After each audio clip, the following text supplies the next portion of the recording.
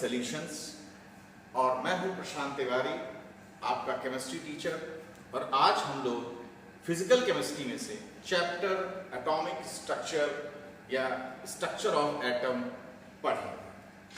But before going to start chapter, मुझे थोड़ा सा आपसे बात करनी है। अगर हम 2020 की बात करें, यानी इस साल की बात करें, तो JEE और NEET यानी नीट के एग्जाम को लगभग आज से 50 दिन या 60 दिन बचे हैं। इतने कम समय में अगर हमको केमिस्ट्री का पूरा सिलेबस बाइंड अप करना है तो हमको बहुत ही स्मार्ट स्टडी फॉलो करनी पड़ेगी। अगर हम बात करें कि व्हाट इज स्मार्ट स्टडी, कि सर ये स्मार्ट स्टडी क्या है, तो मैं आपके लिए बता दूं, मैं आपके लिए लेके आया हूं एक स्मार्ट सॉल्यूशन, ताकि बहुत जल्दी हम अपने केमिस्ट्री का सिलेबस को बाइंड अप करें और हमारे JEE में या NEET यानी नीट में बहुत ही अच्छे मार्क्स गेन कर सकें, इवन इन केमिस्ट्री। अब इस स्मार्ट स्टडी में मैं इसको रख रहा हूं ट्रिक प्लस कॉन्सेप्ट्स,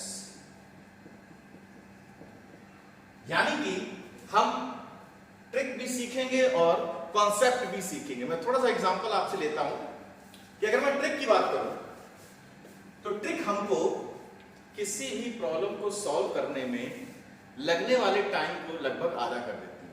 जैसे मान लीजिए कि किसी प्रॉब्लम को सॉल्व करने में अगर हमको 45 से 60 सेकंड या 90 सेकंड लग रहे हैं, और अगर हम वही प्रॉब्लम 10 सेकंड में सॉल्व कर लें तो हमारे लिए टाइम बचता है।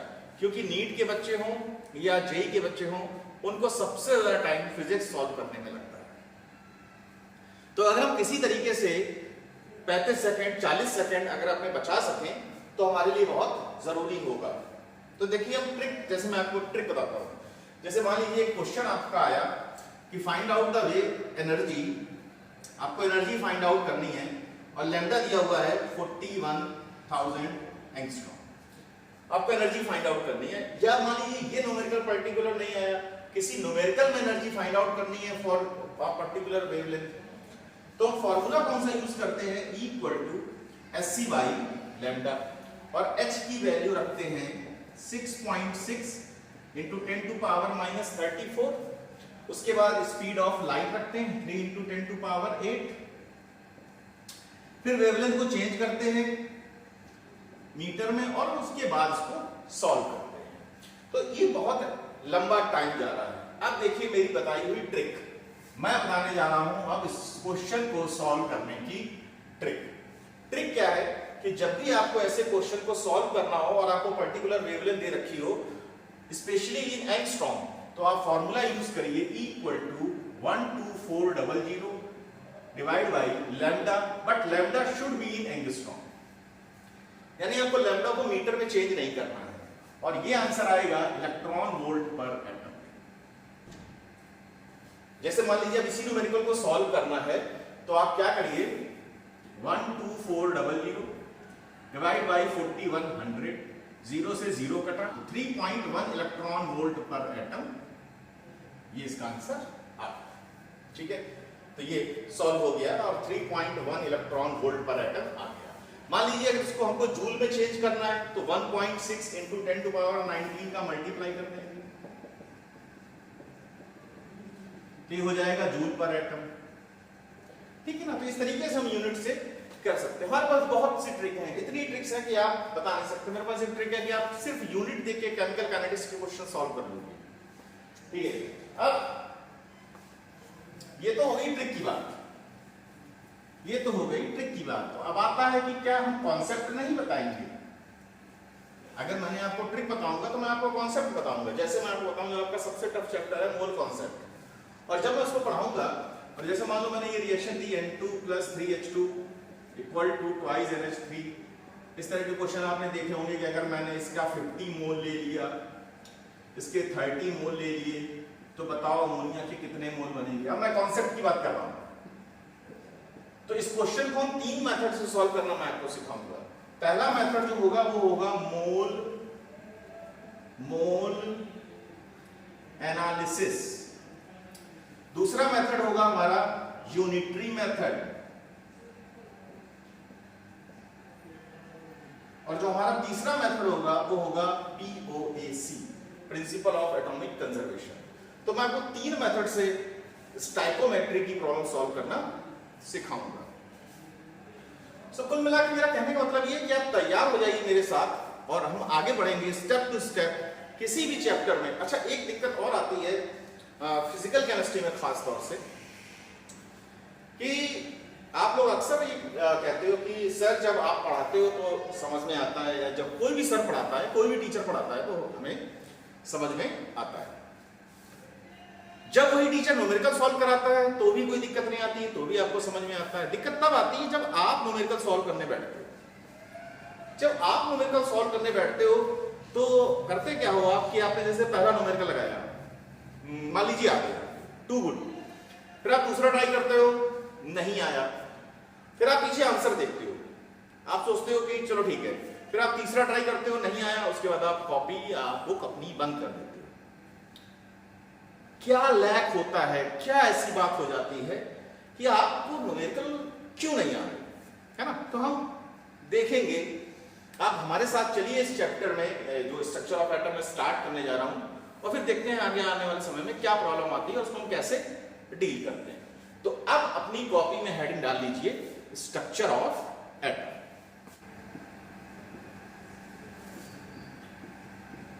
दो चीजों पे मेरी कमेंट मत करिएगा, तो हो सकता है मेरी राइटिंग खराब है और दूसरी मेरी spelling mistake. Structure of atom, तो अगर हम लोग एटम की बात करें, हम लोगों ने 9th में डेफिनेशन पढ़ी होगी, बहुत छोटे में थे जब हम लोगों ने डेफिनेशन पढ़ी थी कि व्हाट इज एटम, एटम क्या है। तो अगर हम लोग एटम की बात करें तो एटम वो स्मॉलेस्ट फंडामेंटल यूनिट है जो किसी भी केमिकल रिएक्शन में पार्टिसिपेट करती है। और ये जितना भी एलिमेंट या जितने भी आप जो कुछ भी अपने आसपास देखते हो, आप जिस मोबाइल के थ्रू मुझको देख रहे हो, ये सब एटम से मिलकर बना हुआ है। हर जगह एटम। हमारे वेदों में अणु और परमाणु शब्द का जिक्र हुआ था। कणाद ऋषि ने सबसे पहले परमाणु शब्द का जिक्र किया। उसके बाद लगभग 1808 के अराउंड एक साइंटिस्ट थे मिस्टर जॉन डॉल्टन, उन्होंने अपनी एक एटॉमिक थ्योरी दी। तो एक्चुअली में स्ट्रक्चर ऑफ एटम जो स्टार्ट होता है वो डाल्टन्स की एटॉमिक थ्योरी से स्टार्ट होता है। Dalton atomic theory. तो first of all I will clear, मैं आपको ये क्लियर कर दूं कि जो ये डाल्टन की एटॉमिक थ्योरी है ये law of conservation of energy पे बेस्ड है, plus law of definite proportion पे बेस्ड है, plus law of multiple proportion पे बेस्ड है। या of very tiny particle known as atom, element composed tiny particles called atom. इसमें इतना कुछ खास नोट करने वाली बात नहीं है। दूसरी बात वो ये कहती है व्हेन कि अगर सिमिलर एटम है, सिमिलर एलिमेंट है सिमिलर टाइप ऑफ एटम, कि जो सिमिलर एलिमेंट होते हैं, similar elements have similar type of atom. Similar element है सिमिलर टाइप ऑफ एटम का मतलब ये है बेटा कि जैसे मान लो ये एक व्हाइट बोर्ड है। अब इस व्हाइट बोर्ड के सारे एलिमेंट आपस में सिमिलर होंगे, हालांकि बाद में इस बात को डिस्कार्ड कर दिया गया। सोचिए इस बात को कहां पे डिस्कार्ड कर दिया होगा कि एलिमेंट्स तो सिमिलर हो बट उनके एटम सिमिलर ना, वो होता है आइसोटोप। आइसोटोप्स के केस में जैसे प्रोटियम और ड्यूटेरियम, हाइड्रोजन के 2 आइसोटोप्स हैं, तो प्रोटियम और ड्यूटेरियम एलिमेंट तो सेम है लेकिन उनके एटम आपस में सेम नहीं होंगे। फिर इनकी तीसरी थ्योरी दी गई कि dissimilar elements have dissimilar atom. कि अगर मान लीजिए क्लोरीन है और ऑक्सीजन है तो क्लोरीन के एटम आपस में तो सेम होंगे। In the same manner oxygen के एटम आपस में तो सेम होंगे, बट ऑक्सीजन के और क्लोरीन के एटम आपस में सेम नहीं होंगे। ये थ्योरी भी डिस्कार्ड हो गई after the discovery of isobar. Okay, इनकी अगली थ्योरी है atom can not be created, वही law of conservation of energy, can not be created nor be destroyed.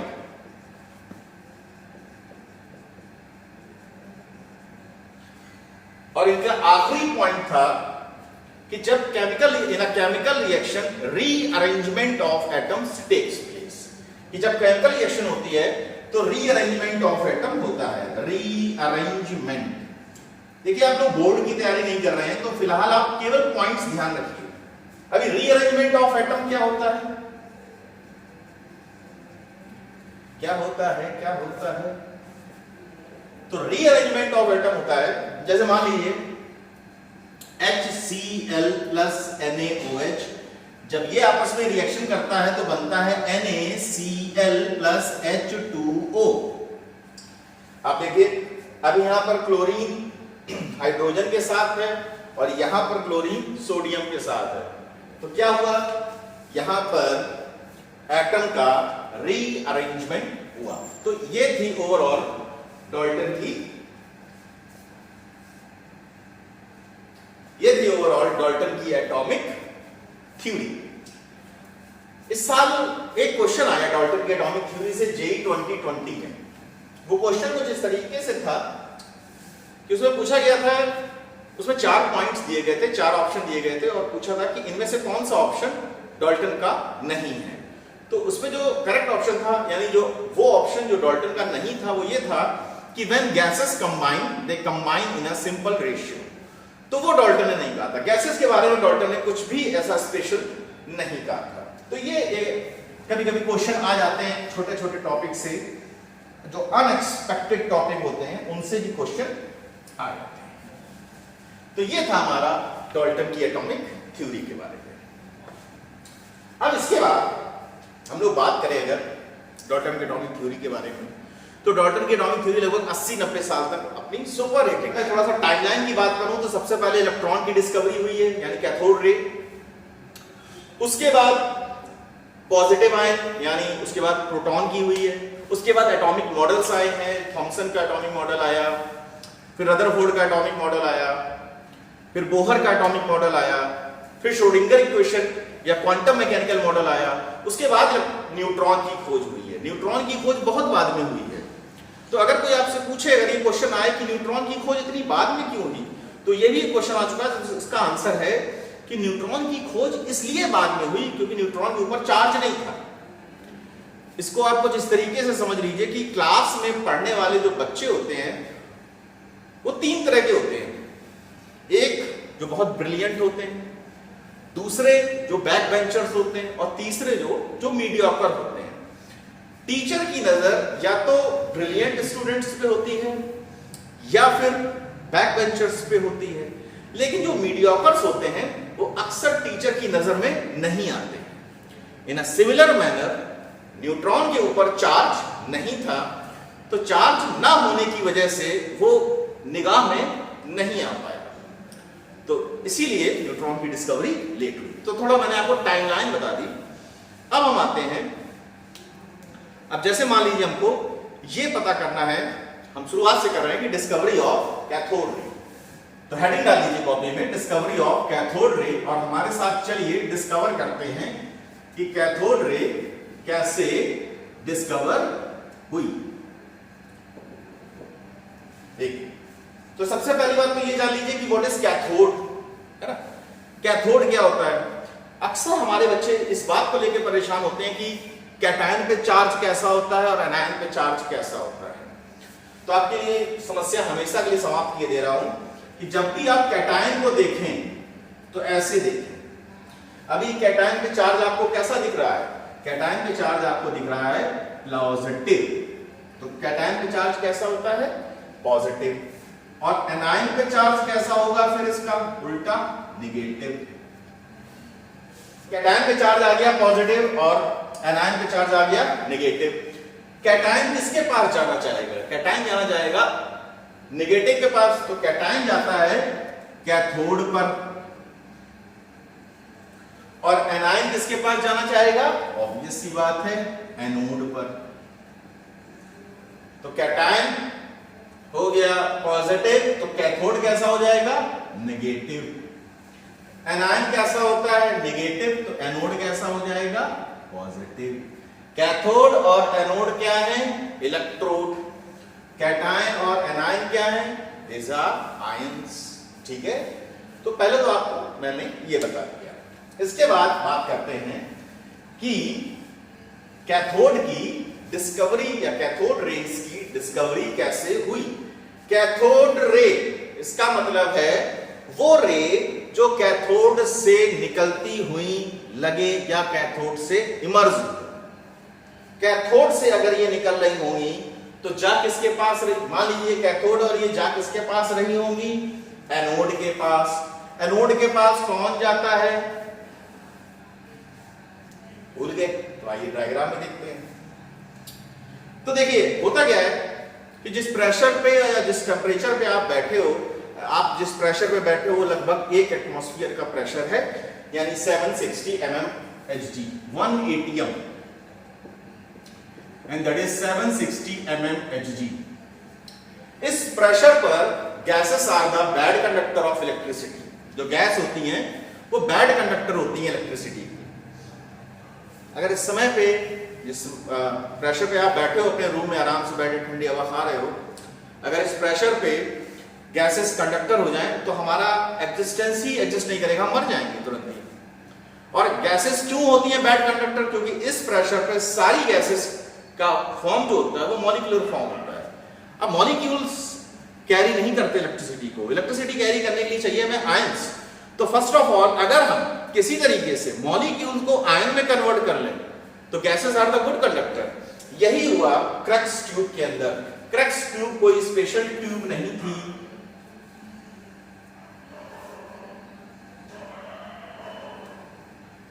बहुत बढ़िया डायग्राम।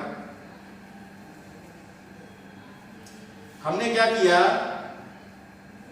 यहां से ये वैक्यूम पंप है, हमने यहां से अंदर से बहुत सारी एयर को बाहर निकाला और अंदर का प्रेशर कर दिया 10⁻³ से 10⁻⁴ mmHg।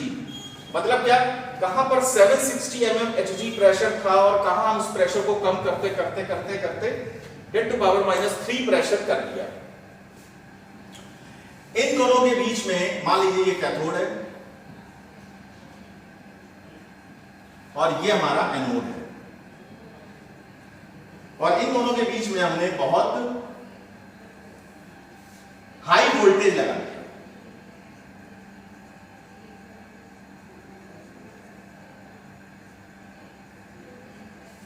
हाई वोल्टेज लगा दिया, लगभग 10,000 वोल्ट हाई वोल्टेज। कंडीशन याद रखिएगा,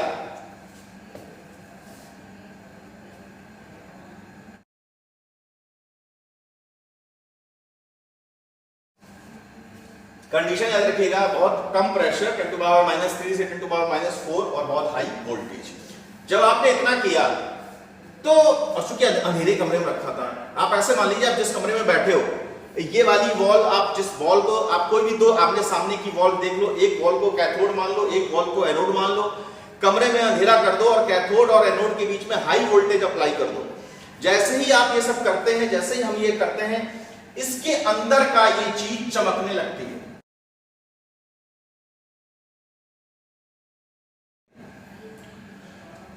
ये चमकती है, और ये चमकती इसलिए है कि यहां पर हम कोटिंग कर देते हैं जिंक सल्फाइड की।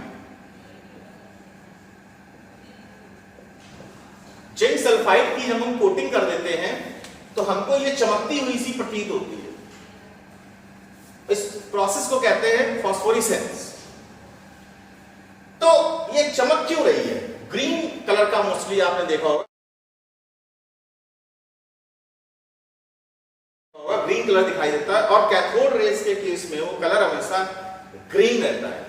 वो क्यों रहता है वो आगे हम डिस्कस करेंगे। अब ये पोर्शन कुछ ऐसा ग्रीनिश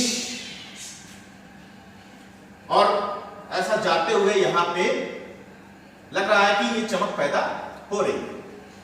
अच्छा, अगर हम यहां पे खड़े होकर देखें तो हमको ऐसा लगेगा कि कोई चीज कैथोड से आ रही है और ये चमक पैदा कर रही है, इसीलिए इस रे का क्या नाम दिया गया, कैथोड रे।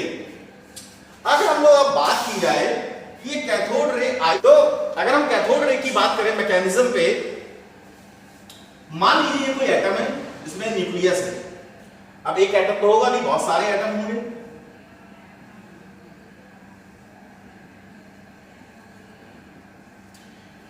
तो होता क्या है, जब हम इतना लो वोल्टेज अप्लाई कर देते हैं, sorry high voltage, extremely sorry, high voltage apply कर देते हैं, तो इनके अंदर से इलेक्ट्रॉन बाहर निकल आता है। ये भी इलेक्ट्रॉन बाहर टक टक, देखिए, यानी कि किसी एटम से, ये एटम था, हाई वोल्टेज लगाने पर इलेक्ट्रॉन बाहर निकल आता है। अब बहुत ध्यान से देखिएगा, जब इलेक्ट्रॉन बाहर निकल गया तो इस समय इस क्रक्स ट्यूब में या डिस्चार्ज ट्यूब में, डिस्चार्ज कर रहे हैं, इस डिस्चार्ज ट्यूब में दो चीजें हैं, एक है पॉजिटिव आयन, एक क्या है, पॉजिटिव आयन, और दूसरा क्या है, इलेक्ट्रॉन। इलेक्ट्रॉन का चार्ज कैसा होता है, नेगेटिव। नेगेटिव चीज कहां जाएगी, पॉजिटिव की तरफ, यानी एनोड की तरफ। तो कैथोड रे किससे मिलके बनेगी, इलेक्ट्रॉन से मिलके, और ये पॉजिटिव आयन किसकी तरफ जाएंगे, कैथोड की तरफ, यानी इलेक्ट्रॉन किसकी तरफ जा रहे हैं, एनोड की तरफ, और ये पॉजिटिव आयन किसकी तरफ जा रहे हैं, कैथोड की तरफ। ये इलेक्ट्रॉन की जो बीम है ये क्या बनाएगी, कैथोड रेज, और ये जो आपकी पॉजिटिव आयन की जो बीम है ये क्या बनाएगी, एनोड रेज कहते हैं इसको, या कैनाल रेज भी कहते हैं। क्यों कहते हैं, नाम अलग अलग है कि इसको पॉजिटिव रेज क्यों कहते हैं, या कैनाल रेज क्यों कहते हैं, या एनोड रेज क्यों कहते हैं। तो सबसे पहले हम लोग अभी कैथोड रे की बात कर रहे हैं। तो cathode rays are made up of negatively charged particle, इसको स्टोनी ने नाम दिया था। कैथोड रे किससे मिलकर बनी है, पहली बात तो ये इलेक्ट्रॉन से मिलकर बनी है। दूसरा, ये कैथोड रे की प्रॉपर्टी है, तो बहुत प्रॉपर्टी कभी नहीं पूछी जाती, बहुत रेयर है जो पूछी जाए। Cathode ray travel in straight line. अब ये कैसे पता चलेगा कि ट्रेवल इन स्ट्रेट लाइन, तो जो भी चीज स्ट्रेट लाइन में ट्रेवल करती है, अगर आप उसके सामने आएंगे तो उसकी जो शेडो है वो पीछे बनेगी, जैसे लाइट स्ट्रेट लाइन में ट्रेवल करती है। बहुत कॉमन सी बात है, आपको सबको पता होगी, तो ये सब मैं डिस्कस नहीं कर रहा कि cathode ray travel in straight line, cathode ray have some mass, cathode ray ionize the gas, cathode ray produce X-ray, वगैरह वगैरह वगैरह, ठीक है। बट हाँ, एक बात बहुत इंपॉर्टेंट है, और वो बात ये है कि जो कैथोड रे होती है, एक टर्म आता है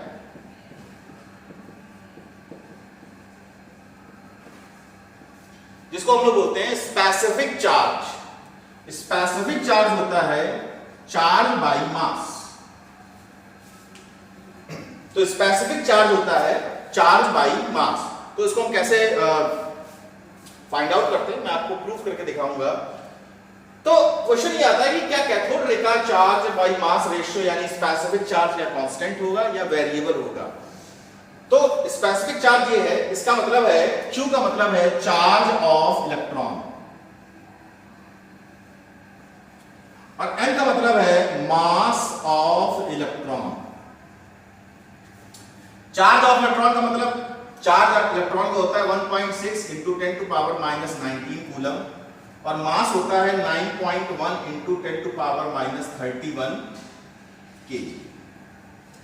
अगर इसको हम प्रूफ करें तो यह देखिए, लर्न करने की कोई जरूरत नहीं, बड़े आराम से उसको निकाल सकते हैं। 16/91,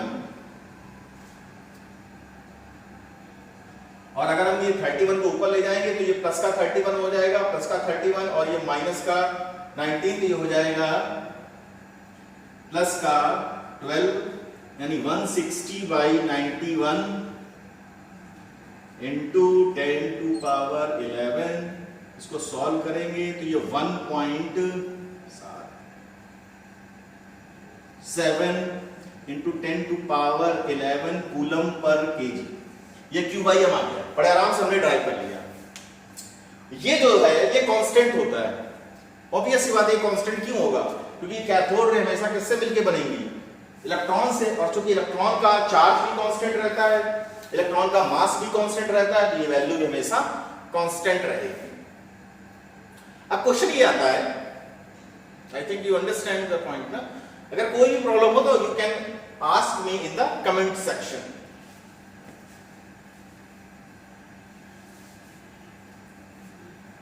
अब मेरे को ये बताओ, कैथोड रे से हमको किसका पता चला? कैथोड रे से हमको पता चला इलेक्ट्रॉन के बारे में।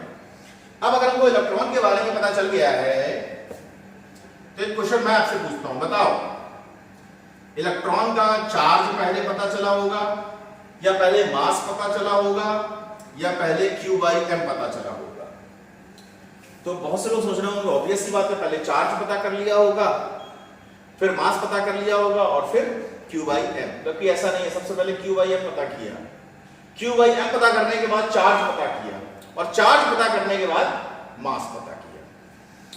Q/m पता किया यानी स्पेसिफिक चार्ज पता किया, फिर चार्ज पता किया मिरिकल ऑयल ड्रॉप एक्सपेरिमेंट से, या फिजिक्स में भी पढ़ सकते हो। और स्पेसिफिक चार्ज कैसे पता किया वो मैं आपको प्रूफ करके दिखाऊंगा, क्योंकि हो सकता है कभी कोई न्यूमेरिकल से आ जाए। ठीक है, तो अब हेडिंग डालिए स्पेसिफिक चार्ज ऑफ, या calculation of specific charge of cathode rays.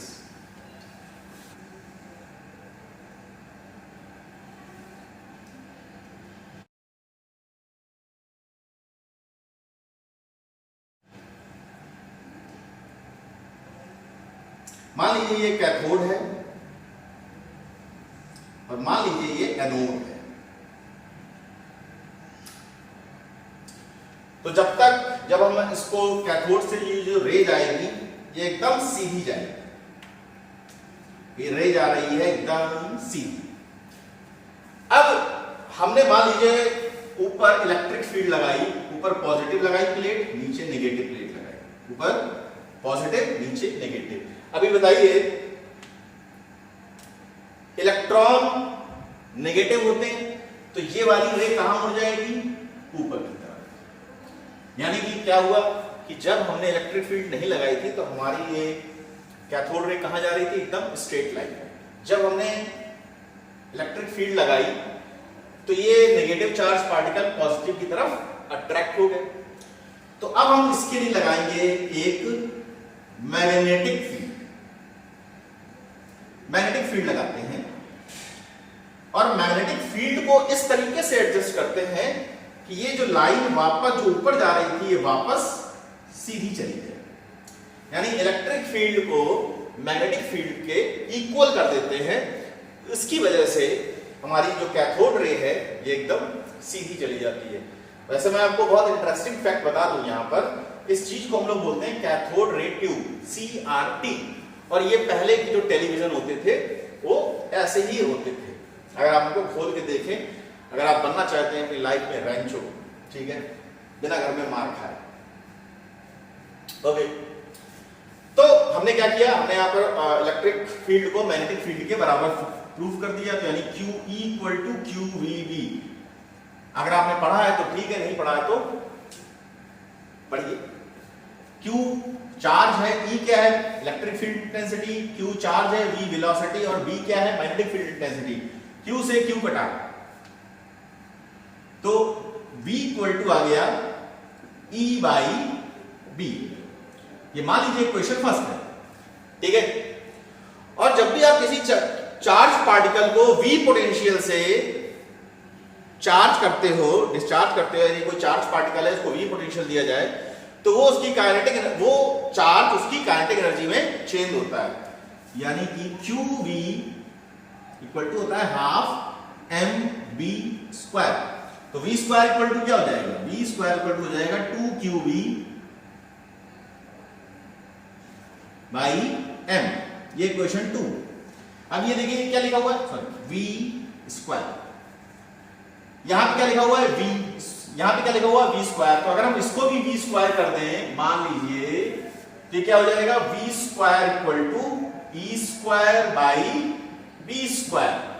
और V² की ये वाली वैल्यू उठाते हैं तो यहां पे आ जाएगा 2QV / m = E square by B square, Q by M यही रखा रहने दें, तो क्या होगा ई स्क्वायर बी स्क्वायर और ये जो 2b है ये यहां चला जाएगा, तो हमारा ये आ गया। अब देखो मैं आपको ये बताता हूं कि कैसे पता चला होगा, क्यू बाई एम कैसे पता चला होगा कि इलेक्ट्रिक फील्ड ई ये हमने लगाई थी तो उसकी वैल्यू हमें पता होगी, बी यानी मैग्नेटिक फील्ड ये हमने लगाई थी तो इसकी वैल्यू भी हमें पता होगी, पोटेंशियल किसने लगाया था, हमने लगाया था, तो पोटेंशियल भी हमको पता होगी, यानी इन तीन चीजों की वैल्यू पता होगी। हमने इन तीन चीजों में अपनी वैल्यू पुट की और हमको क्यू बाई एम का आंसर पता चल गया। तो इस तरीके से हमने क्यू बाई एम यानी स्पेसिफिक चार्ज निकाला कैथोड रे का, ठीक है। इसके बाद हमने मिलिकन ऑयल ड्रॉप एक्सपेरिमेंट किया और उसका चार्ज निकाला, और उसके बाद हमने इलेक्ट्रॉन का मास निकाला। ओके, तो ये हमारा था डिस्कवरी ऑफ कैथोड रे। इसके बाद आप अगर कोई ये पूछे कि क्या कैथोड रे जो कैथोड से ओरिजिनेट होती है, नहीं ऐसा नहीं कह सकते अब कैथोड रे कैथोड से ओरिजिनेट होती है, कैथोड से आती हुई लगती है और आती कहां पे है, एनोड की तरफ। अब उसी अगर हम बात करें, हम लोग बात करते हैं एनोड रे की, तो वही डायग्राम थोड़ा बड़ा, वही डायग्राम हम फिर से बनाएं। मान लीजिए ये कैथोड, मान लीजिए ये एनोड,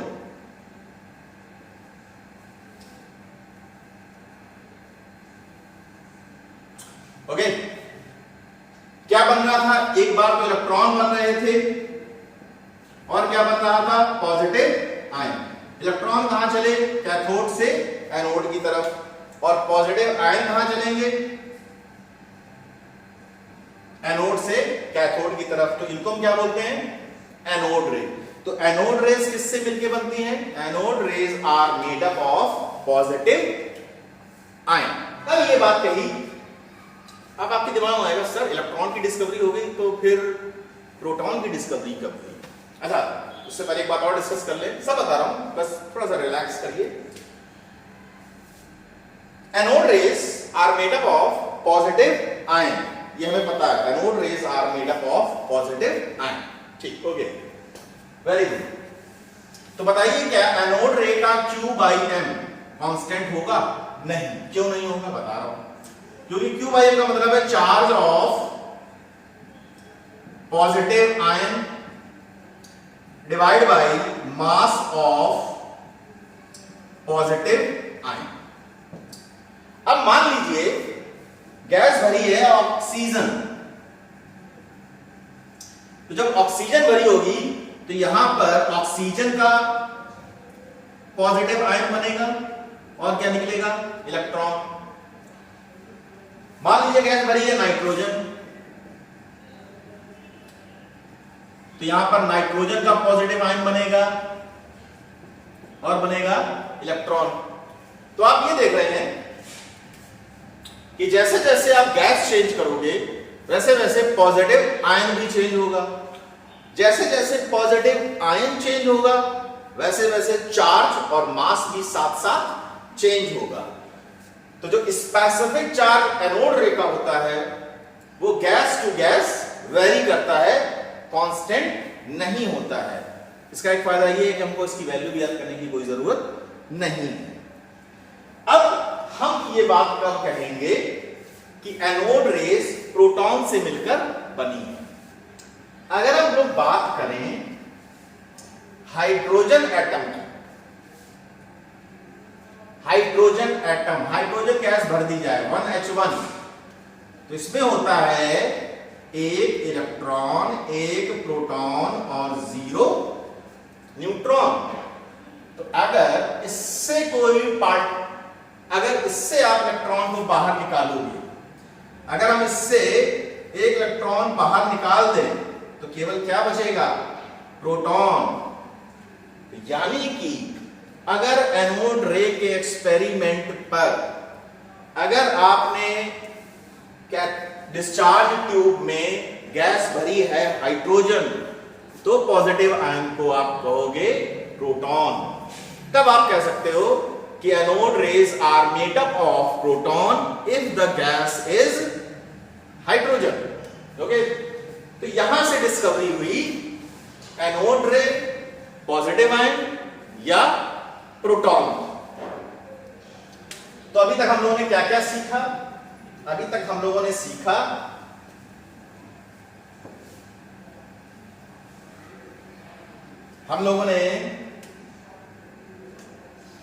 कैथोड रे एक्सपेरिमेंट देखा,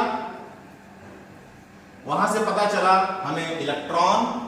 हम लोगों ने एनोड रे देखा, वहां से पता चला हमको पॉजिटिव आयन और प्रोटॉन। अगर गैस कौन सी है?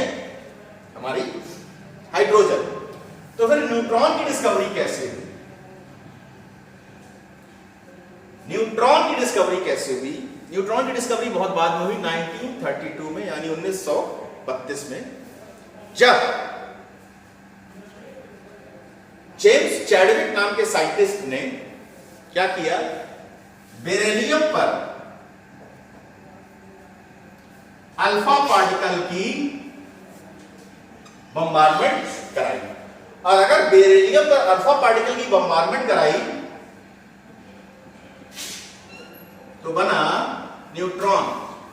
जिन बच्चों को नहीं पता है, जो 11th में अभी नए नए आए हैं, उनको मैं बता दूं कि न्यूक्लियर रिएक्शन को बैलेंस करने का तरीका क्या होता है। ये ऊपर जो लिखा हुआ है एटॉमिक मास 9 + 4 13, यहां देखिए 12 + 1 13 बराबर, यहां देखिए 4 + 2 यानी एटॉमिक नंबर को जब हम ऐड कर रहे हैं, 4 + 2 6, 6 + 0 6। So neutron is discovered by Chadwick by bombardment of alpha particle on the beryllium nucleus। ये अल्फा पार्टिकल है।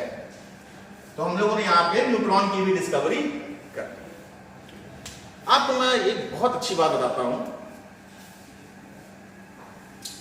इन सबका चार्ज मास तो आपको सबको पता ही होगा, ठीक है। मैं आपको कुछ अलग बताता हूं। अगर आपको न्यूमेरिकल सॉल्व करने हैं फिजिकल केमिस्ट्री में, तो आप फॉर न्यूमेरिकल पर्पस इलेक्ट्रॉन का, ये मैंने इलेक्ट्रॉन लिखा, ये प्रोटॉन लिखा, ये न्यूट्रॉन लिखा और ये लिखा अल्फा पार्टिकल। यहां मैं लिखूंगा चार्ज और यहां मैं लिखूंगा मास। इसके लिए फॉर न्यूमेरिकल पर्पस इलेक्ट्रॉन पे चार्ज होता है 1, वो एक बात अलग है कि माइनस ले रहे हो या प्लस ले रहे हो। प्रोटॉन पे भी चार्ज होता है 1, न्यूट्रॉन पे चार्ज होता है 0 और अल्फा पार्टिकल पे चार्ज होता है 2। फॉर न्यूमेरिकल पर्पस बता रहा हूं मैं। मास होता है 0005। प्रोटॉन पे मास होता है, प्रोटॉन मास 1, न्यूट्रॉन पे मास होता है 1 और अल्फा पार्टिकल पे मास होता है 4।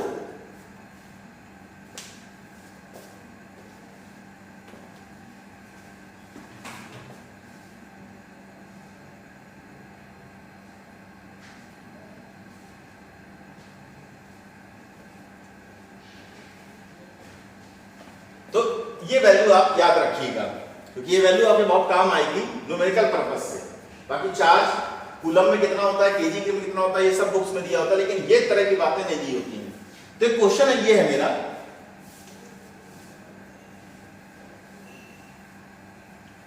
मेरा क्वेश्चन है कि अरेंज करो इसको Q/m इंक्रीजिंग ऑर्डर में।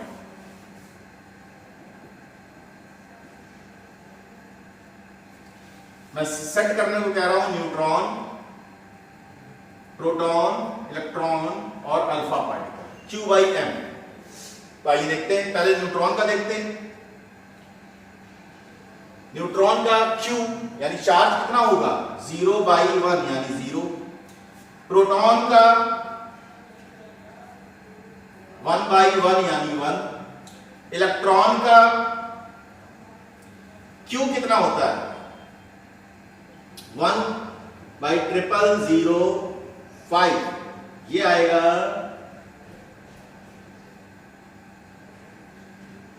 काफी ज्यादा आ रहा है। और अब आते हैं अल्फा पार्टिकल पे, Q/m 2/4 यानी 0.5, यानी सबसे कम किसका है? न्यूट्रॉन का। उससे ज्यादा किसका है? उससे ज्यादा है अल्फा पार्टिकल का, उससे ज्यादा है प्रोटॉन का, और सबसे ज्यादा है इलेक्ट्रॉन का। ये क्वेश्चन अक्सर पूछा जाता है, इसको आप नोट कर लीजिए, ठीक है ना? Q/m increasing order. Okay,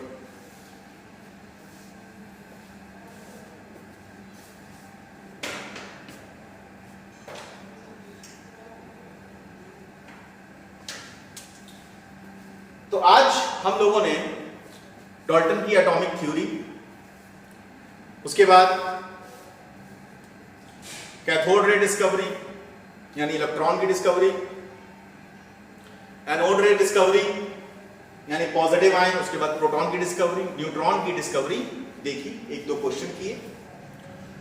next topic में आप तैयार हो जाइए, हम पढ़ेंगे एटॉमिक मॉडल्स और बहुत ही शानदार। तब तक के लिए गुड डे।